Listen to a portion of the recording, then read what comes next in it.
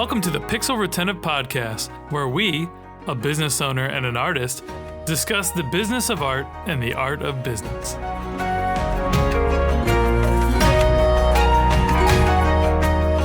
Hey friends, I'm Carl, founder of Epic Made, and I'm the host of the Pixel Retentive Podcast, where we share our thoughts on creativity, art, and business. Past guests include Shireen Strasberg of 87th Street Creative, Tim Holliday of Space Station Investments, and Lo Harris, illustrator at loharris.com. I'm forever grateful for supporters of our podcast, and we are always looking for more sponsors. That said, Pixel Retentive is brought to you by the creative gurus at Epic Made.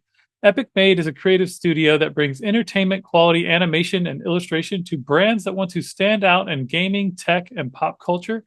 We help companies tell stories that resonate with nerdy, imaginative audiences and turn viewers into communities. Visit getepicmade.com and let's collaborate on your next creative campaign. Ooh, one day I'll get my own sponsor message totally done. But anyways, all is well. All right, so with us today, we have Crystalee Beck. Welcome to the show, Crystalee. Hi. Super stoked to have you. All right, so Crystalee is the owner of Comma Copywriters, one of Utah's fastest growing companies, 5 years in a row. That's pretty impressive. She is the mother of 4 young children, ages 3 to 11, and designed her business ladder to fit her family life, which is even more impressive than the 5 years in a row. And both of them combined is remarkable. So good for you.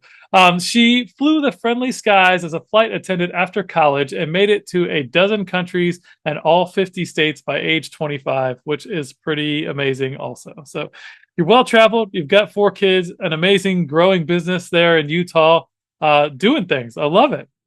Oh, thank you. And yes, I do need lots of naps too. I do wear myself out. So it is a lot. I love it. Yeah. Hey, sometimes you just get into go mode. So, some mindsets and personality types are that way. So, All right. So before we jump into today's topic, I'd love for our audience to get to know you a bit. So how long have you been in your industry and what project are you most proud of so far? So we've been in business at Comma for 9.5 years.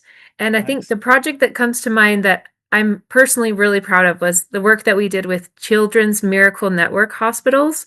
So we're a content agency. We focus on writing and editing. And for 4 years, we wrote ambassador stories and other projects for them. So they serve children and often have opportunities for low economic communities and families who need support to get healthcare. And they have these ambassadors who work in the hospital. And we did this series where we were featuring their stories, and it made our client cry. Like, she's like, these are so well done. And it's just such a heartwarming organization to be partnered with. So I really loved those projects. I love to hear that. And it's always amazing when you can do things that really touch you. And man, I'm glad I put my superpowers into this, space and grew this thing. So that's beautiful. I love that. Cool. So, you and I chatted a few weeks back, and I thought that something we could really talk about that we hadn't really touched on the podcast yet is, these conversations and how to sell creative work. So today's episode is confident conversations that sell creative work without forcing it. So yeah, love to kind of, let you, kick it off from there and kind of what are some of the ways that you go about pitching creative and talking about it in a way that feels authentic and not salesy, right? None of us creatives, we all hate being salesy, right? Yeah. So, yeah. Yeah, for sure. And nobody really wants to be sold to either. Agreed. It's just not really a good feeling. So when I started this business 9.5 years ago, I really had no idea what I was doing, and I had never really done sales myself, but I knew that I had a skill. I knew that I could write, and I had a corporate ladder job as a marketing writer. And so I knew that my skills were valuable. And I'd gotten to write for brands like Sony and Microsoft and AP. These were my employer's clients. So they weren't my clients, but the company I worked for. And so I'd kind of seen kind of the world's biggest brands behind the scenes and how it worked. And I was like, that's something I can do. I can offer that. And the way that I've approached sales conversations, and that I still do, I take sales completely out of it. For me, it's about service and finding people that I can help and people that I'm excited to help. So, and I really wish that I could be a fly on the wall to hear some of the sales conversations that other people have, but I'd be happy even if we wanted to do a little practice, we could if you wanted to. But for me, the way that I approach it really is listening. So an initial discovery call with someone, I'm not there to sell a single thing to them. And I'm okay. I'm emotionally okay with nothing moving forward. I mean, I might be a little hopeful, but I make the conscious choice going into it. If nothing comes out of this for me, that's okay, but I want to offer value to this person in some way. So whether that's with me or maybe they need a connection to someone else I know, I'm here to serve them and offer them some kind of value. I don't want them to leave this conversation without getting something helpful from me. And maybe it's just a deep conversation, or maybe it's just someone to listen to them, but I want to offer them more than they came with into this conversation. So that's kind of a precursor to how I think about sales conversations. Yeah, totally love that. And I've heard other people speak kind of a similar statement. I know Christo and his process. He's like, look, we should be diagnosing, right? Show up, treat this like you're a doctor. Like, what are the symptoms? What's going on? Like, why are we here having this conversation? Like, what do you think is wrong? Like, get all the information you can out of them about the situation. And then if there's a natural fit, then there will be things will work out, right? Like, and if there isn't, there isn't. And if you try to force something that's not there, it's going to be terrible for both people. Like the value exchange is not going to work out. So yeah, I love Yeah. that authentic approach of just listening, right? Like, hey, what's going on here? I don't want to try to fit, this square peg into the round hole that it wasn't meant for, kind of thing. So and the offer value piece is huge too, right? If someone can leave a conversation with you, no matter if you sold them something or not, but feeling like you were genuine and that you wanted to give them, the best possible value you could out of that conversation, they're more likely to remember you and then send referrals or come back when they do need something and all that sort of stuff. So it's just really relationship building is the core of it, I think. And I know there are like gurus out there that have like the three-step process to get every sale, or I mean there's so many of those kind of things out there, and I don't know, they just don't really resonate for me. Like I want people to feel comfortable when they talk to me. I want to see them. I want them to feel seen and feel heard.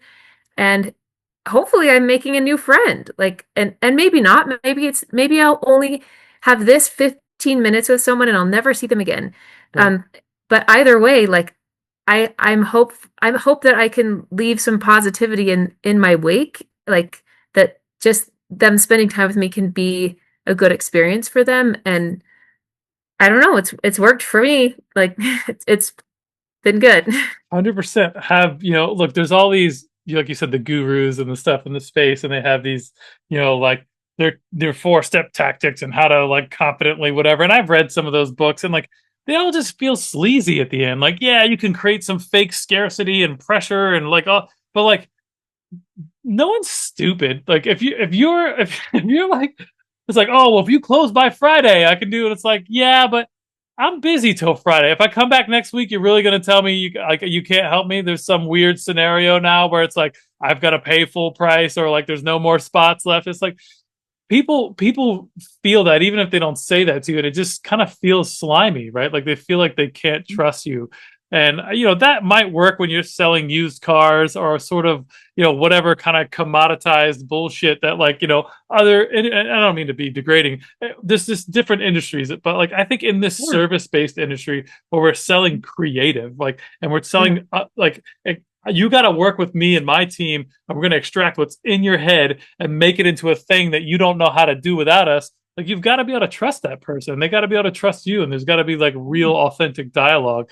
And if you started off with like gimmicky, pressury sales shit like that can really sour things quickly, in my experience. So And I think you make such a good point, Carl, that you're beginning a relationship with this person. If they are going to become your client, like you could be working with them for weeks or months or years, and you want it to be a relationship of trust. Like you want to start it off strong with them feeling comfortable and safe trust between both of you, and not you having the upper hand, or you like being in like the power place or whatever, but it's Yeah. like it's a mutual exchange. It's like we're building a relationship here, and I'm here to help you if it makes sense for me to help you, and if not, that's cool too.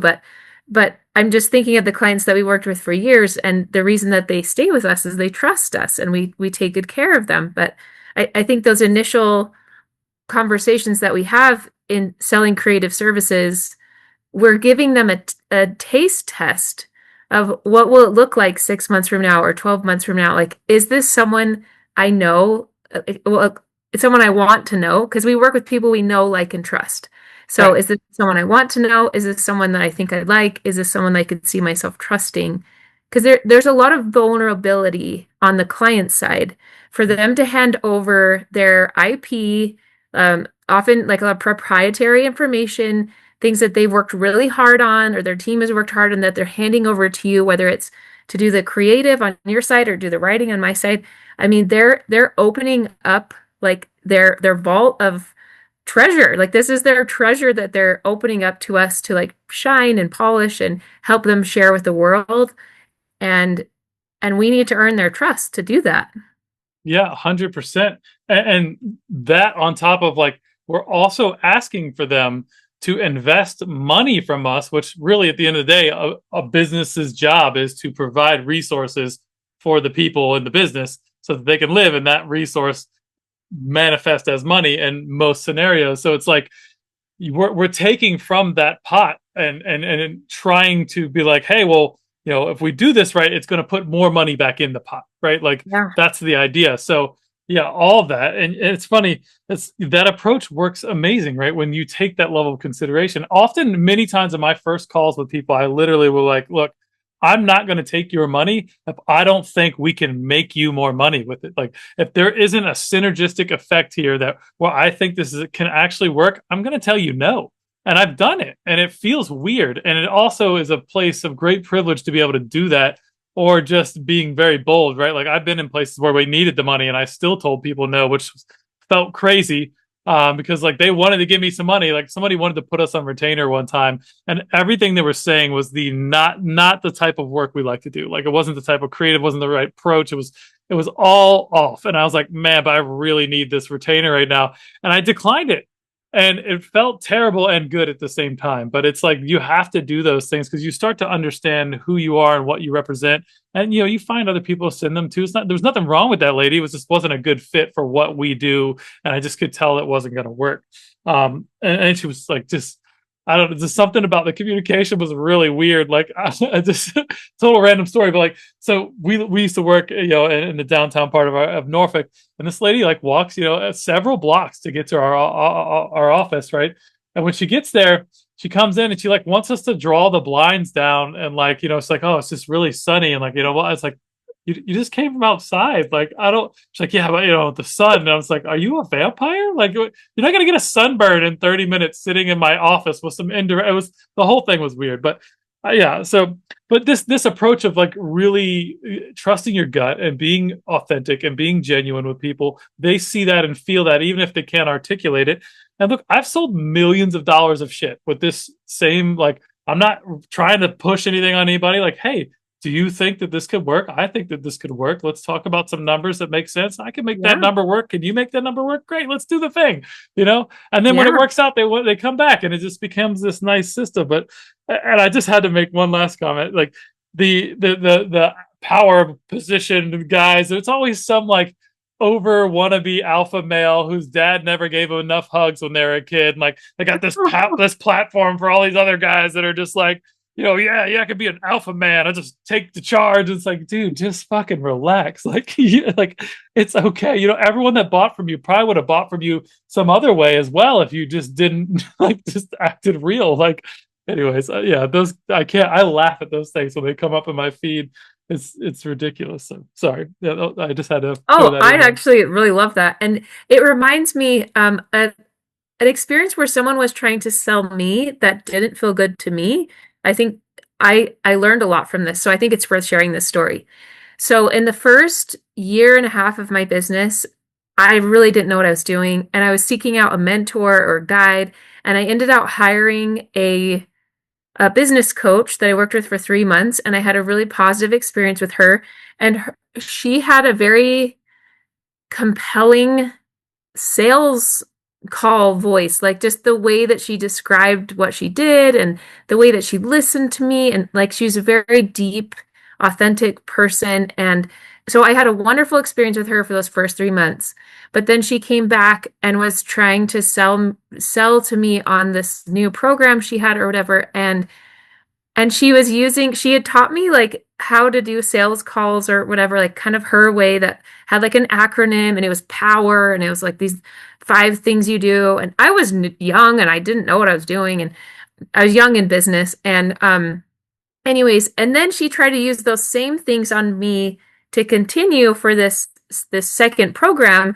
And I'm like, you just barely taught me this. Like I felt really betrayed and like Mm, violated almost. Like it was so upsetting to me. And I did not go forward with her. And it honestly ended our relationship because I felt like even though I had been in those 3 months, I had shared so much of my inner world with her and my vulnerabilities. And I'd cried to her, and she had been this person I really, really trusted. But then it felt to me like it was all about money to her. yeah. And it wasn't real. And that hurt me really bad. It really hurt. And I guess the thing I learned from that is that, and maybe it was about money, maybe it wasn't. I don't know. I mean, maybe she had good intentions, but the way that it came across to me, it felt very forceful.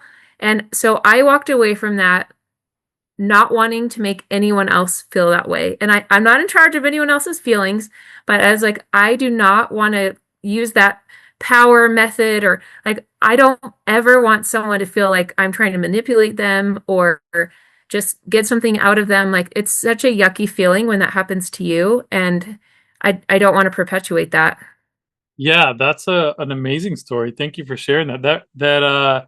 Yeah, it's like when you feel that the mysticism of it, right? Like the magic of like, oh, well, you do the dance this way, and it has the you do the P for this and the O for that, the W, and it's like, and then when you're sitting there and like she hit you with the W, and you're like, oh, the ER's coming. Oh, this is really sad. Like this Yeah. doesn't work at all. It's like going to a magic show but sitting behind the guy and seeing all the stuff, and it's like, oh wow, you were just manipulating me, and this is all bullshit. Like, you know what I mean? We're Yeah. up from the front side, like it's exciting, and then like once you know what's behind the curtain, it's like this is terrible. Yeah. I had a Yeah. similar experience with a like I was in this group of it was like a collective of agency owners, and the guy does a lot of like coaching and mentoring, and he's like, all right, well, we do this, instead of charging people monthly, you charge them every 4 weeks.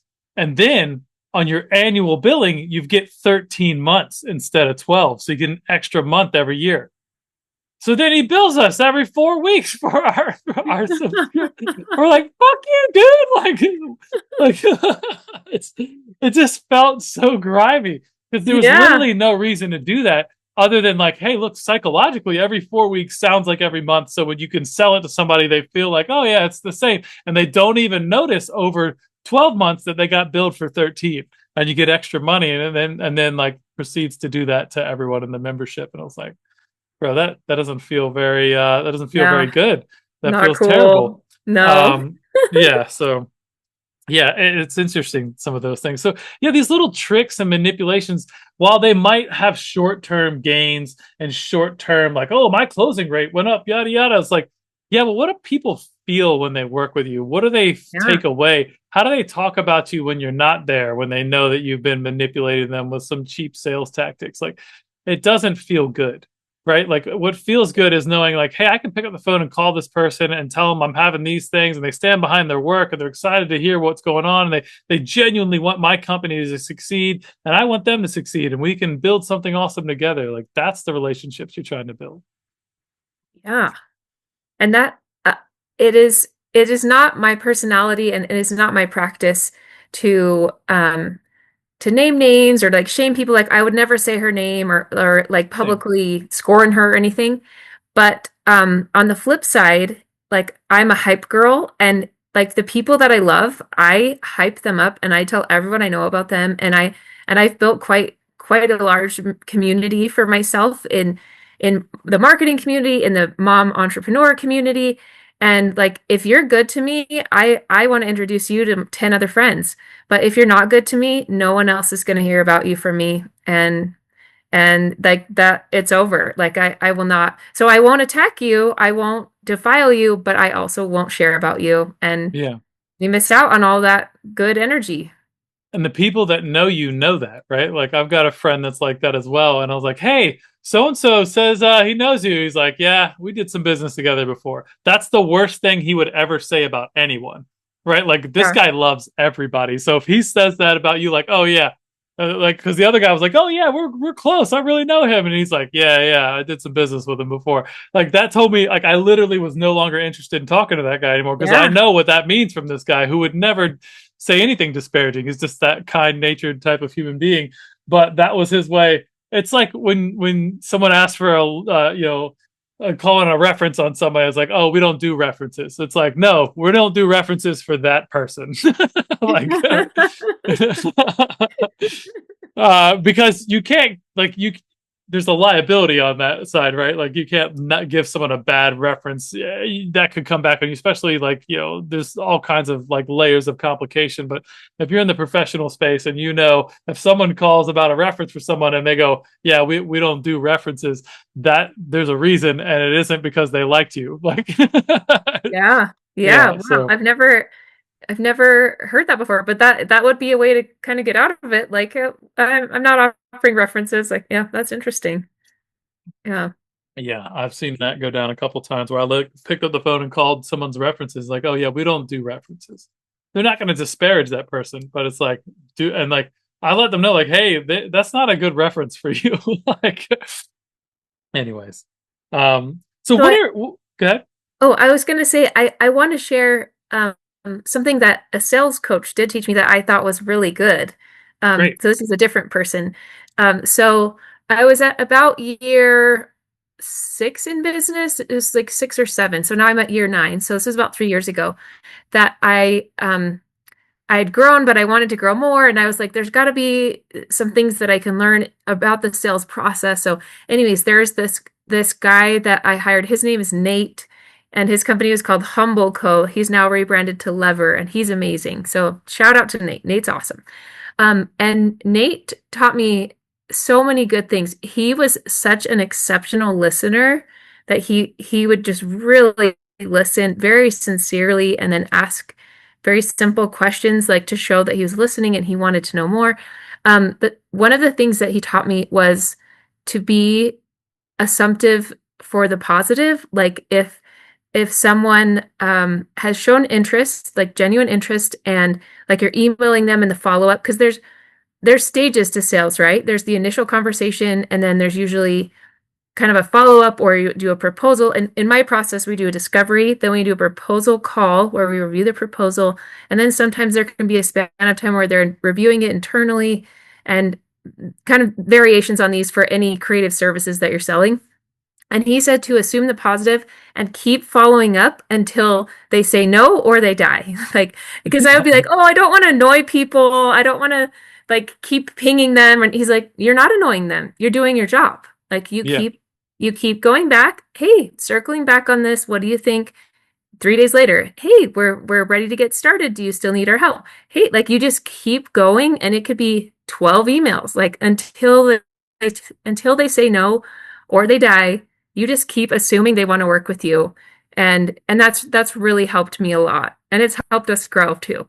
I love that. I love that tactic. That happens a lot, right? I think the statistic I saw last was like 8 or 9 touch points before a deal actually comes through on average in sales and creative services. So definitely that. I have a tool called Boomerang that helped me a lot early on before I like got a CRM and all that stuff. And honestly, I still use Boomerang. The CRM has features built in, but like it's so organic for me. But it's a plugin for Gmail, and it's like 10 or $15 a month. And I send somebody a message, and then I can have it boomerang back to my inbox as a new email, so it just comes back to me at the top.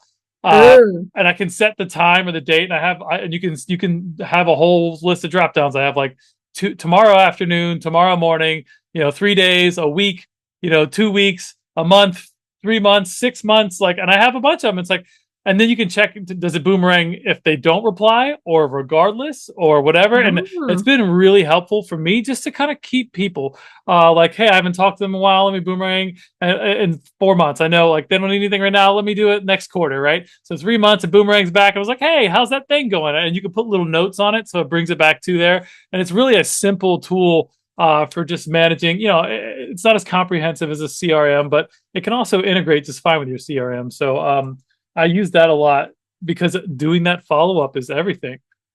Creating a little like newsletter thing is helpful too. I was never able to do that as a solo person, and I really just implemented it this year in a way that felt sustainable with the team helping me. And it's just like a little bit of copy, whatever, just some updates, right? Nothing even, it's not even really a newsletter because it's not that detailed, but it literally just is an email with like, hey, this is what we're up to. And I thought about this thing. And did you see that? And whatever. So I don't know, but I think those are helpful tools for sure. Um, Something that, and I'll give a shout out to the same guy who disingenuously taught me about the 13-month billing cycle. I did learn this really amazing tactic called the foot in the door. Now, this doesn't feel slimy at all because it's authentic, right? So the idea is, you're going into an engagement. I got sick of doing proposals for free. I got sick of figuring out all the details and all the things and putting this work into it and maybe doing some sketches or storyboards and then they did work with us or they didn't work with us, or even the fact that I had to come up with the resources when money was tight to put this proposal together in a way that removed all the issues and concerns and guesswork on my dime, right? So what I did was like we created this foot in the door offer. It's like, hey, look, you have an intro call with somebody. You guys, check the vibe, make sure everybody feels good. You get a decent idea of what they're doing, but sometimes they really don't even know what they need. Like in my case, like, hey, they need an animation. Does it need to be 30 seconds? Does it need to be a minute? Does it need to be 5 minutes? Which is crazy. No one should do a 5 minute animation in advertising. But yeah, there's all these different things. So what we started doing was like, hey, look, so what we have is a foot in the door offer. And what we call our Blue Skies creative session. So it's a paid consulting session where we sit down with the stakeholders on your team and the creative leadership on my team. We go through our process and we extract all the details about your brand, your goal, your big objective. What are we hoping to accomplish here? What's the dream look like if we do this absolutely perfectly? And all that sort of stuff. And then after that meeting, we're able to come up with a really clear, concise scope of work, and some sketches and storyboards and maybe a style tile and whatever it is, so that we take all the guesswork out of this. And really, it's designed to de-risk on both sides.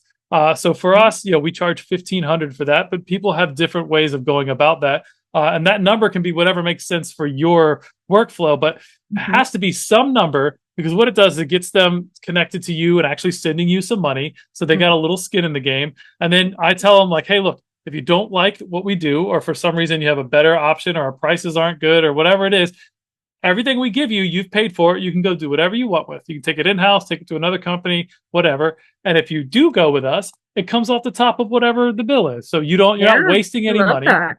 Yeah, I really love that. Everybody de-risk everything. It's a really powerful tool. It's allowed me to close, 6-figure deals. I did a scoping like that for like 15 grand one time, because it was extensive. Like we had to come up with all kinds of shit and whatever, and and then it ended up closing $150,000 project with royalties and the blockchain. Like it was really great. But that for me was the most helpful tactic. But the reason it works is because it's not slimy. Like I'm not trying to take advantage of anyone. I'm just saying, hey, I'm trying to protect me and you and remove all the guesswork and make sure everyone's serious about doing this.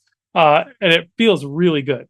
Well, and you're giving them some value. Like they can take those sketches and run with them. Like they own that. So they are getting something from you. And I think that makes a lot of sense, because in other industries, like often there are paid estimates for whether it's like roofing or architecture, or like where you're putting in like an upfront investment to kind of check out your different subcontractors. So in like the construction space, like paid estimates are a thing. Like that's normal. And so where that is a service, and they obviously like have very high upfront capital costs to have all of the materials and everything, but in a service industry or like a creative agency, like our greatest asset like is our time, and it's Yep. our team and our team's time. And so if we're giving that to someone, it makes sense for there to be some kind of compensation. We've done something, it's a little bit bigger scale, I guess, but I'll just share kind of our version of that. I love the foot in the door concept. I love that.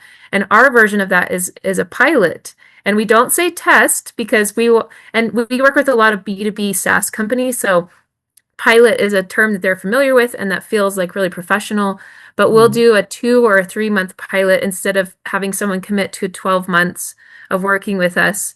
And so it's a paid engagement where they're getting a flavor and getting a feel for what is it like to get 8 blog posts a month or 3 case studies, or like, so they're getting a taste. And the vast majority of those pilots roll over and turn into a 12-month contract. And it actually, it this has been a big innovation in my company. Like we started this 3 years ago, and it was Lisa's idea on my team. I want her to get the full credit. So she's my full-time salesperson.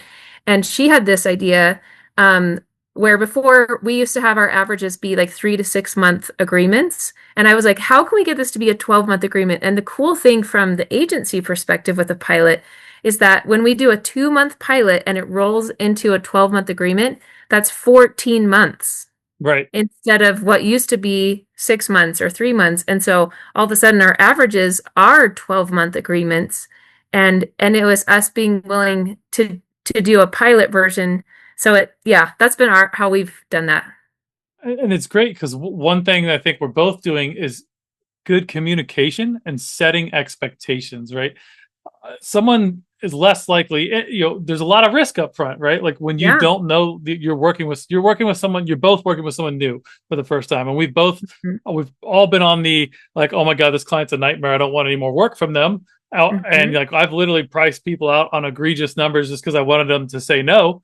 And sometimes they say yes, and it's like, well, it's worth it now, right? Like that's the number you put out. Like if they said yes to this, would it be okay to deal with their bullshit, right? So that's just a pricing strategy for people that Yeah, for you're sure. struggling with.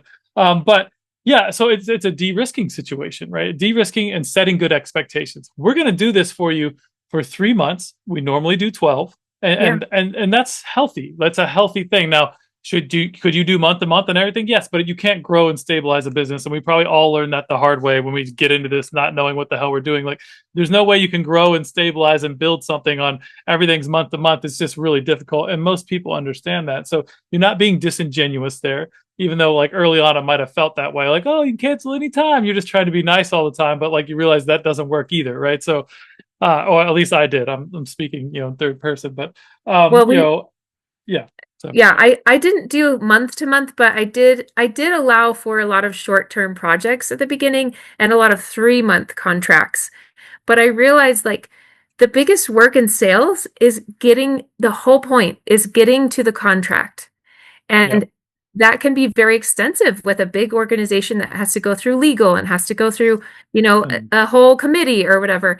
And so if you can avoid that, like, and have that happen as few times as possible, the better. So, and I'm happy to share this publicly because anyone can take this strategy and run with it, like the pilot strategy. So we put both things into one contract. So it's a rollover contract that they're signing up for 2 or 3 months. And then it has language in there that says, if you don't cancel this, then it will roll into a 12-month agreement. But you have a window ooh, of time. You have this 2 week period or 4 week period, I can't remember, where you can cancel. So you have an out, you can terminate, no problem. But if you don't terminate, then it rolls into 12 months. And that way we don't have to go back to them with another agreement after the pilot. We're already set to go and we can just keep running. that's amazing. And yeah, I would love to see that clause if you don't mind. I just for the details of that. I'm happy to Yeah. share some of Yeah, my I'm stuff happy with to you as share with well. you. Yeah, I would love that. I worked with a Um, lawyer to come up with it. So it's helped us a lot. And it's because just the logistics of getting those contracts signed, it could be a nightmare. So you want to do that as few times as possible. so we did a blue sky with I won't name the organization, but it's a professional league, sports league, and everyone knows who it is. It's Oh, the biggest cool. one in their field, right? And we just did a Amazing. consulting session. It was $1,500, and I got a little eager on it. And the contract side and all I was like, you know what? Let's just get in the door. Let's get the thing going. It took a year for my contract to get through legal. We went back and forth on so much stupid shit. They want us to have insurance on like in-person events. Like we're doing digital services from across the country. Like I'm not gonna get some special insurance. And like it was like I guess somebody on their legal team just had nothing better to do than be a pain in my ass. So yeah, the contract and all that sort of stuff can be a nightmare on the bigger clients, right? Like it wasn't worth my time at all to deal with the contract on the level that I did for the amount of money we billed them.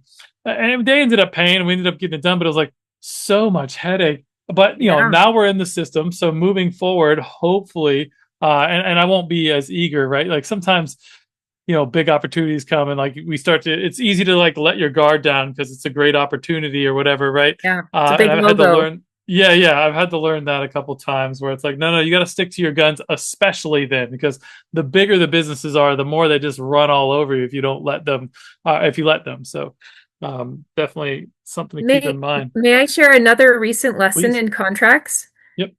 So I learned years ago that we needed to have a termination clause where it was like my first or second year that someone signed a contract and then they're like, we actually want to cancel. And I didn't have anything protecting me if they chose to cancel. So I got Oh. $0, even though it was so much work to get them and they were a big brand and I was excited. So fast forward to literally this year, just like a couple months ago, we had this multi-billion-dollar organization sign a sign an agreement that I was really excited about. And then they came back to me 2 weeks later and said, we sorry about this, but we weren't supposed to sign that. It hadn't gone through all of its approvals yet.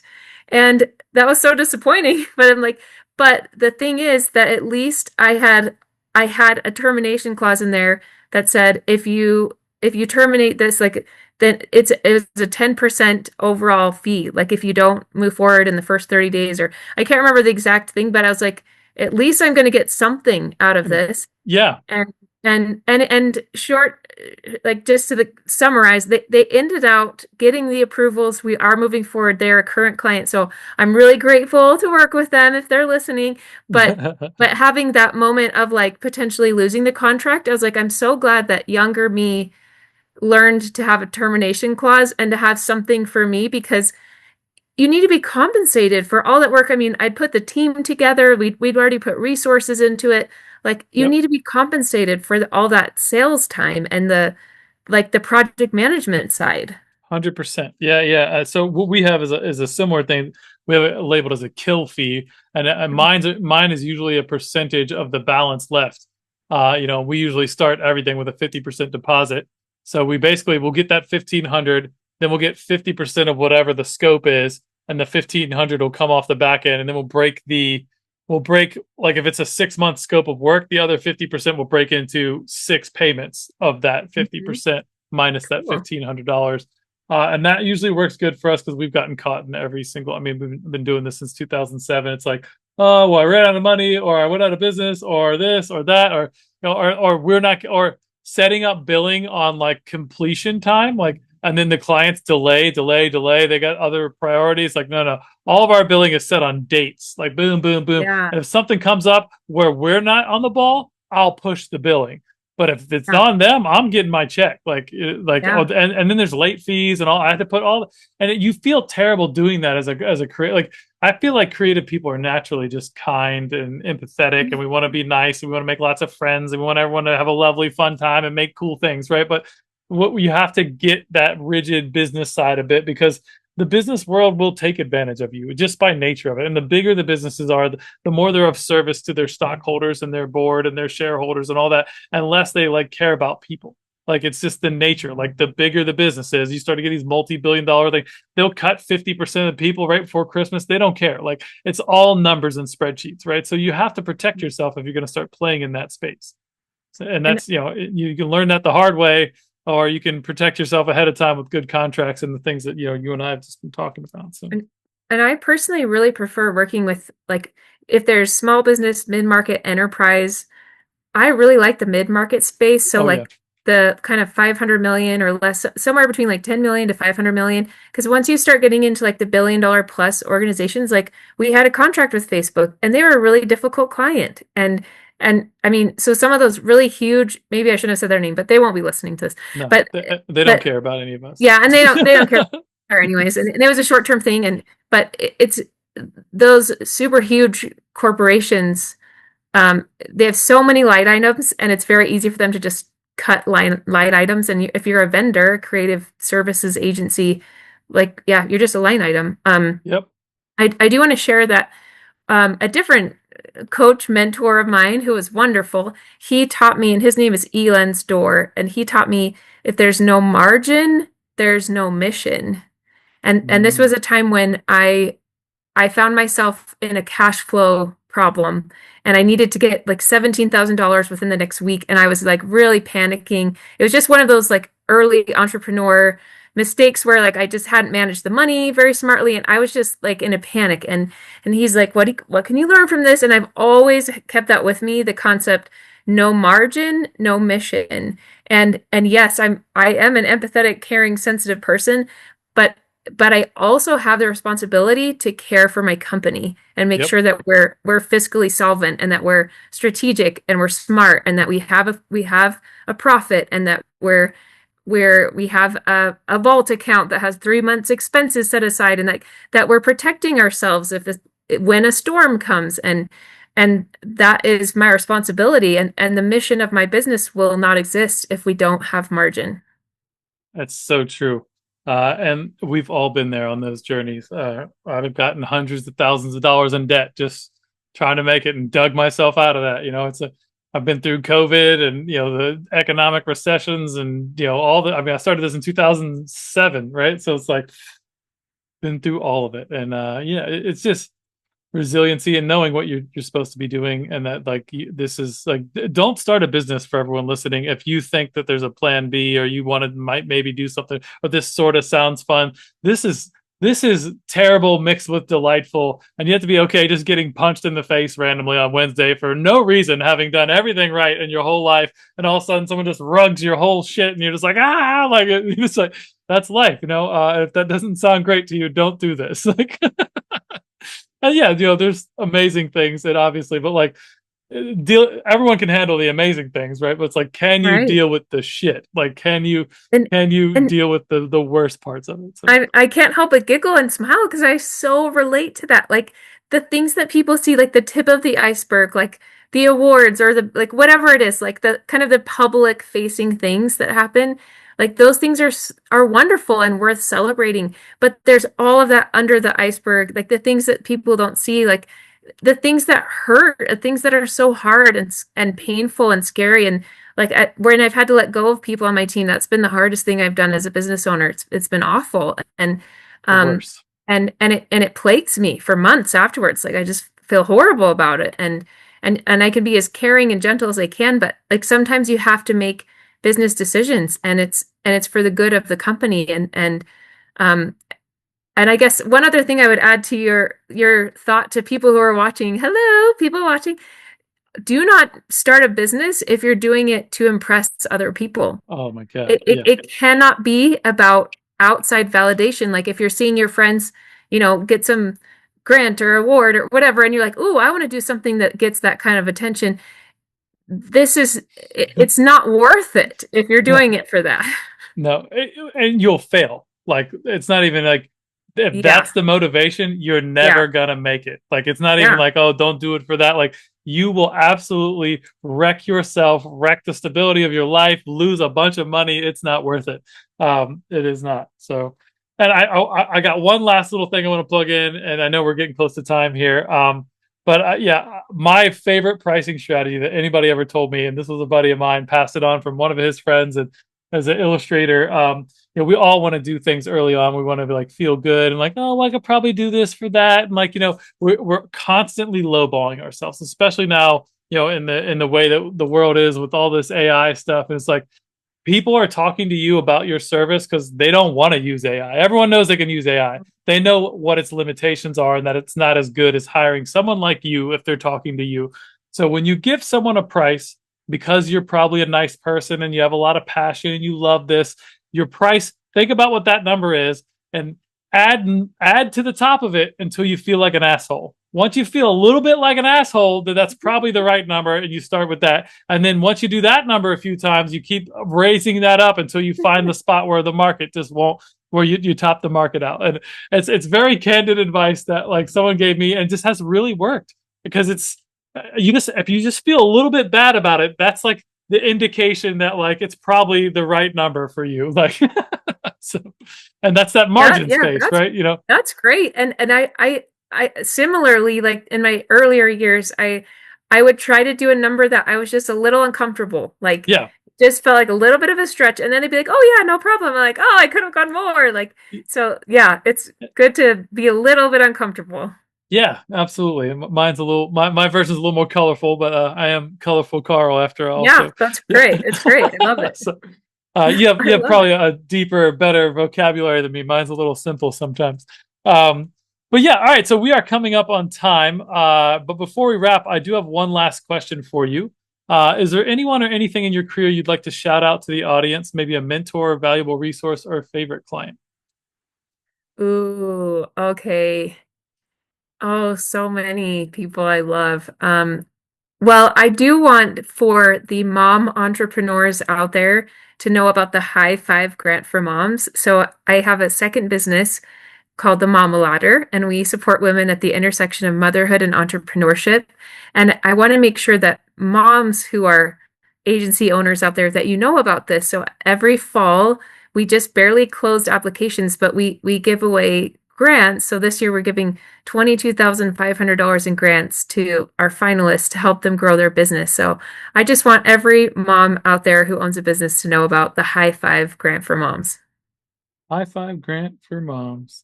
So that's something that I'm hosting, but it's me giving. I'm not getting anything for that. If anything, it's a lot of time and energy for me, but that's okay. And then I guess to highlight a client, or oh man, there's so many that I love. So if in your audience, you're mostly, it's creative agencies, right? So agency founders, actual just creatives. We've had illustrators and designers that follow and have been on the show, and then founders. So okay, kind of a little bit of all of that. Yeah. Okay. Okay. Awesome. Let's see. I mean, I'm thinking one of my favorite clients is Bamboo HR. So they have an HR software, and for those who have a team, a few people, if you have employees, Bamboo HR software is really cool for like hiring and onboarding and payroll, and like they're a wonderful company. They're so great to work with as a client, but they also have a really cool product for small businesses. It's also designed for enterprise level, but they have a small business version too. Bamboo HR. Cool. Love that.